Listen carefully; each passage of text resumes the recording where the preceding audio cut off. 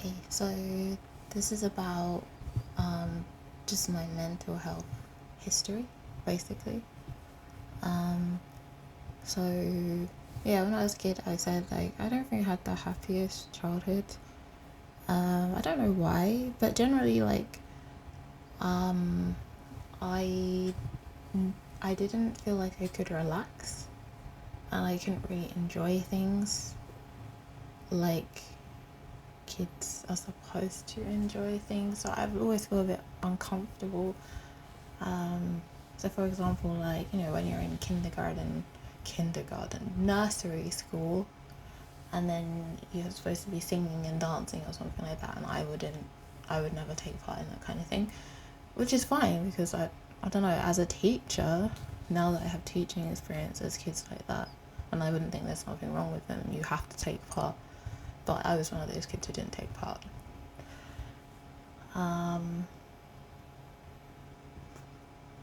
My mother was a single mother and I didn't see much of her.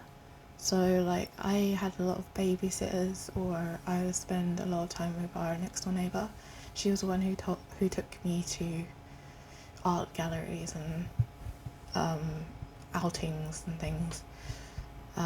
So I think maybe through her I got interested in the arts and creative things. When I was in secondary school, that's when I didn't have to go to the childminder anymore. I could go straight home, and I would just be on the computer. And I remember whenever my mother would come home, I'd hear the key in the lock, and my stomach would flip, and my mood would just drop, and I don't know, I just feel like the fun is over now. Yeah. So I still found times to have fun. Obviously, I would still say it was much better than now. And when I look back, I think, why was it so bad? Why was our relationship so bad that it messed me up so much? And why couldn't I just be a good daughter? I don't know why. But yeah, I developed anxiety from that, not being able to enjoy stuff as a kid, and yeah. So fast forward to before I spoke about college, and so after I was not able to get into the university that I wanted to go to, I said also my skills started to leave me. So it was it's so horrible. Imagine you have this dream and then you can't go to the university, and then you start losing your abilities. I couldn't draw as well as I could before, and I couldn't focus, and then I would get really upset from drawing and things, and just be crying and shaking sort of thing. So that really sucked. For years I couldn't really enjoy fashion as much as I've never been able to enjoy it as much as I used to. And for years I even thought, if you could be a fashion designer now, would you still do it? And I said no, I just can't do it, actually. It's so much, it doesn't seem fun anymore because it's just so much anxiety, I guess, around it. And then with the industry itself. But yeah, when I was in college, as I said, I went to counsellor, and I didn't know I had depression yet. There was a day, I think this was when I was in my third year, maybe. There was an incident where these boys in my college were making fun out of me. I didn't know at the time because that had never happened to me. I'd never been confronted by a bully. I never had real negative things said to me at that time before. It wasn't until later that I realized they were talking to me. And then in the class, like I had an art class after that, and I felt my eyesight kind of streaming, and I went deaf. And at that point, I told the teacher, and then I kind of broke down, and then suddenly, a lady came to help me, and she said, you probably had like a panic attack or an anxiety attack, something like that. And that was the first time it happened. And then when I went to university the year after that, the first time I went to university, which was just for a term, in the first week I had another attack, and I actually passed out at that time. And then for years I would get like so after that happened, I was always aware of the signs that it would happen, and I was aware of the situations that would trigger it. So I think I avoided a lot of situations. It's to do with social or anything like possibly, well, you don't know that someone's going to bully you, but it's kind of related to that. I mean, I haven't had an attack like that in many years, but I still remember how horrible it was. Like, you can't breathe properly. It's like shallow breaths. You go deaf, and you go black, and you go blind, and then you pass out. It's really horrible. So after I left university that time, I got diagnosed with depression, but then I went to Japan for a year. I didn't take medication with me or anything, but in that time I was thinking about killing myself for the first time, like properly. When I came back, I was really low, yes. We're still at the house that I grew up in. We always had cats since I was 10. No. Maybe since I was like 8 or something, we had cats. And I love cats, I love animals so much. And I think my mother was going to be away for a few days, and for some reason, even before she was gone, I thought in my head, I was like, I want to get a kitten. If I had a kitten, I would be happy. We still had our cat, Missy, who I love so much, but I just had this idea in my head, I want to get a kitten, it will be totally fine, we won't have to spend any extra money, and it's really bad. Like, when I look back on it, I still don't even feel bad. I mean, if I went back in time, I wouldn't do it, but I do feel like I did really well. So I never could understand how terrible it was. So I went on Gumtree and I looked at people who had kittens to give away, and I travelled to this area of London which was really posh, and there was a woman in like this really amazing house, and I convinced her to give me this kitten just because I knew about cats and stuff, and I just felt like I felt really great that I like convinced her, and she didn't even charge me anything, like she was supposed to, but she's like, no, you can have it for free. And then I came back another day and I picked it up, and it was a lovely kitten. It was like long hair, and it was a boy, and I called it Rupert, and maybe I could enjoy it for like 2 days before my mother came back. The cat we had, Missy, she didn't like it, obviously, but I thought she would get used to it. So yeah, I was so happy. I was so happy to have a kitten. I haven't really changed. In my mind, I still think, kittens, baby animals, the best, the ultimate happiness, lovely. Like, I would love.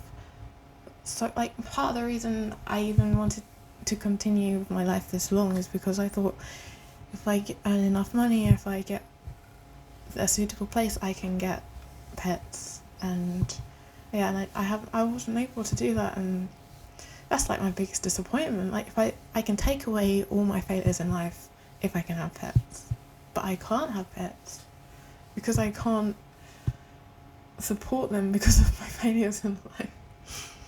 Oh, okay. So when my mother came home that time, I had the kitten, I was holding it, and she was like, oh, is it like a neighbour's pet or something like that? And I was like, no, this is mine, you know, this is ours. And she was so angry, and she's like, you have to take it back, so this kind of thing. And I thought, no, no. And then I didn't understand why she was so angry. And I said, well, if you take it away, I'm going to kill myself. Because I just felt like this, and I said, like, if you take them away, I have no reason to live. There's just no reason, there's no reason. And I was really serious. I didn't have any plans, but I just thought this is such a small thing. Like, I was thinking, if you want your daughter to live, can't you just accept this? Like, we already have the resources, like, and I have nothing going on in my life. Like, I wasn't doing anything. Maybe I had to go to the job centre every now and then, I don't know, but I thought, no, what's wrong with this? There's nothing wrong with this. So my mother called the ambulance, and apparently they told her to take me to ER, because apparently that's what you're supposed to do. And I'm talking about this, like, because I still don't understand. Like, I feel like I still can't relate. As I said, I wouldn't do it again, but I feel like you should have just accepted it. You know, I don't see why it was so terrible. But anyway, so we went to the hospital, and I remember it really clearly. When I checked in, there were these two African nurses, and they were like, why are you here? And I said, because I want to kill myself. And they said, oh, but you're so beautiful. And I remember thinking, well, that, you know, like, that's irrelevant. Oh, because I didn't feel like I was, obviously, but I didn't feel like I was, but I thought, well, it's nothing to do with anything. And then we had to wait at the hospital for 5 hours, but I didn't even know what we were waiting for. I didn't understand it at all. But every time the doctor would come in, they'd be like, oh, why are you here? And I'd say, oh, because I want to kill myself. Like, but it wasn't as simple. It wasn't like, I'm actually gonna do it. It was just like, you know. Then eventually, these two people came in, and they told us they were from, like, the suicide, kind of response unit or something. And they were there to help and everything, and I don't remember what he talked about, but I think they were really great people. And from then on, I was like on support and like watch. So from then on, maybe for about 2 weeks, someone would come to my house every day to check on me and talk to me. And at some point I talked to a psychiatrist and different counsellors, and they'd signed me up for counselling. But with the counselling, the waiting list was a year. It was a year. I don't know if they told me that then, but it was a year, because a year later I went to counselling, and it was free counselling. But before that, yeah, people would come every day, and then after that it was like every few days there was a woman who would come, and then it just spaced out after that.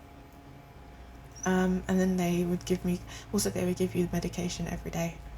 Back then I couldn't take tablets. I couldn't swallow tablets at all. So I had to like work out different methods to try and swallow this medication, and it was tiny pills, and it was so hard for me.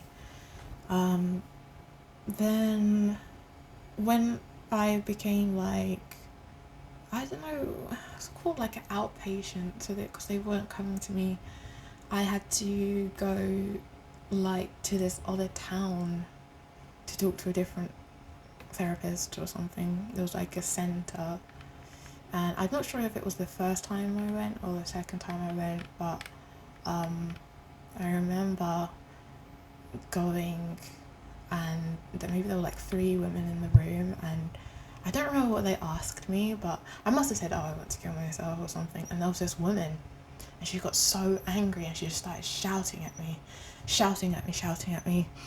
And I was just crying. I didn't understand why this was happening. I never cried that badly in my life. Like, just like ugly crying, running out of tissues, crying. Like, I didn't understand what was happening. And then I went home, crying in the street, like, and then I told the people about it, and I remember them saying, "Oh well, it's good that you were able to stop yourself crying," because I thought I would never stop. And then later on they told me that that woman doesn't work there anymore. But I was so confused. I don't know what her purpose was. I don't know if something had happened. Like, I still remember it years later, and I wonder if like something had happened. And that's why she was so angry. I just didn't understand it.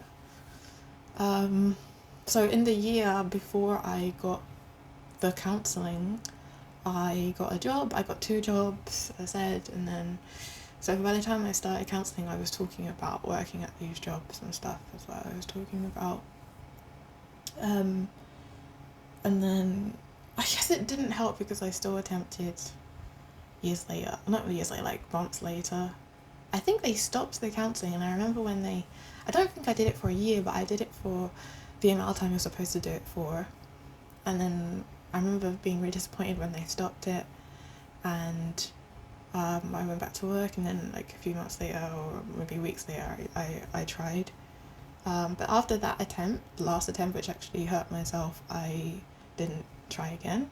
I went to university. I tried to change my life. I went to university and stuff. When I was at university, as I said, I was really sad, but I was taking my medication, so the medication would make me feel like, if I thought about killing myself, I'd think, well, that's a bit silly, that's a bit unnecessary, that kind of thing. But it would also make me feel really dull and not have many emotions. So then, I didn't really think about killing myself for a while. And then when I studied abroad in Japan, we had to do like health checks at the beginning, including mental, which is quite amazing now, because now that I think about it, because now I know Japan as it is, I'm surprised that they would check the health of students, but it's good. So this lady talked to us, and apparently like most of the people from my university were having trouble. I think it's just a British university thing. It's really stressful, and it was really hard to even get to that point. Even just the applications for going to university abroad, I'm guessing it's not just Japan, like you had to do like an x-ray and stuff, and like the things I had to go through just to get that x-ray, it's related to some of the horrible things I've done in my life, is related to that. And you had to put money in your account to show that you could afford it, but then you had it was too much, really. And then you get there and you feel really uncomfortable. But it was good. So the university, they determined that, I mean, I had told them I had medication that I needed, and I needed to get my prescription again, and so they helped me. There was a woman who worked in the international office, and she helped me to go to the hospital doctor, because basically I wanted a doctor who spoke English, and so it meant going to KR University Hospital, which was like not close to our university. It was a bit of a travel, so I went there every 3 weeks. I remember like the doctor would get my name wrong every time, I don't know why, but it was okay. Like, they didn't really talk to me, they just gave me the prescription every time, and it was very organised. So I was taken care of for that year. And then when I came back to the UK, as I said, I was homeless, and because I was homeless, not really, but basically to get a prescription you need to be registered with a doctor, and because I didn't have an address, I wasn't able to do that. I mean, I kind of ignored it, I did on purpose, but I stopped taking my medication then, and then I still wasn't thinking about killing myself, but then in December of that year, 2017, as I said before, I'm a huge K-pop fan, and when I was moving back to Liverpool, for some reason, when I was packing, I was like, I really want to listen to SHINee. I want to listen to the whole discography of SHINee. And I did. And when I went back to Liverpool, like in the morning, I was just checking the news, like K-pop news, and the title was, and so one of the members of SHINee had committed suicide, and this was unprecedented. Like at that time, nothing. I knew about similar things which had happened in the celebrity industry, but there was never anyone who was so known to me, and I just couldn't believe it, you know. And I remember a friend of mine sending me a message, like, because it was in the world news. Like, imagine no one knew about, but like growing up, I was always into things that no one knew about, you know, and I had to like explain, oh, I like this, I like that, and it was never in the news, you know. And people would, if people had like a concert or something, it wasn't in the news or something like that. But I remember my friend saying, oh, I saw about this person, and I don't know if you knew them, but I hope you're okay, you know. And I remember my response, which was like, yeah, I knew them I knew them, and yeah, it has affected me quite a lot actually, because I couldn't believe that in my mind, like, he was perfect, so I couldn't believe that he was so unhappy, you know. And I didn't follow them so much that I didn't know about, because afterwards people said, like, in the entertainment company that he was in, they had like a club of people who were like really unhappy and stuff like that. So there was like some jokes about that, and I didn't know about that. It was just from nowhere, you know. And it was just so sad. And that's when I started thinking again, because I thought, if this person has done this, then what am I even doing? This person was living their dream life, no? They had everything they wanted, no? But they still did that. And then what am I doing? I thought, I would always think, what are you doing? Why are you wasting your time? What are you doing? I feel more sorry for him than I feel for me, really. The whole idea of, also, like, I guess from there, it became more common for people to talk about their mental health. So, like, YouTubers that I would watch, people who have like families and money and a job that they love, say, oh, actually, I have trouble, you know. Actually, I'm depressed. Actually, I think like this. And for me, again, it just made me feel even worse. Like, okay, so I will have money, I would have a family and everything, and then I'll still feel horrible. Like, it doesn't make any sense to me. Like, it always makes me feel like, what's the point? I know it's like your brain, but how can you help it then?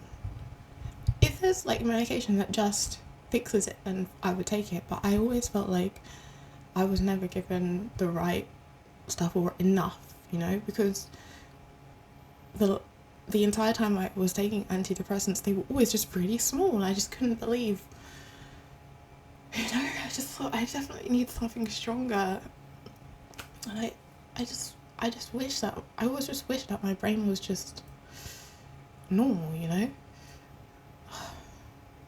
So yeah, from that's when it's just, oh, gosh. I mean, because it was world news and everyone knew about it. I remember, so that year also, I was taking Korean classes, and then like it was going back to school, going back to university, and our Korean lessons, like everyone was talking about it, talked to the teacher about it. Like, gosh, it's so scary that it was a thing.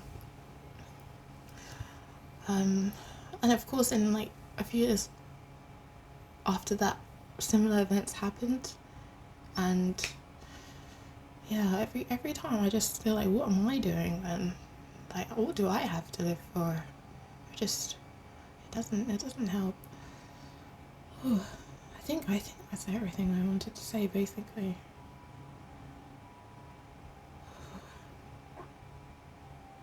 Yeah.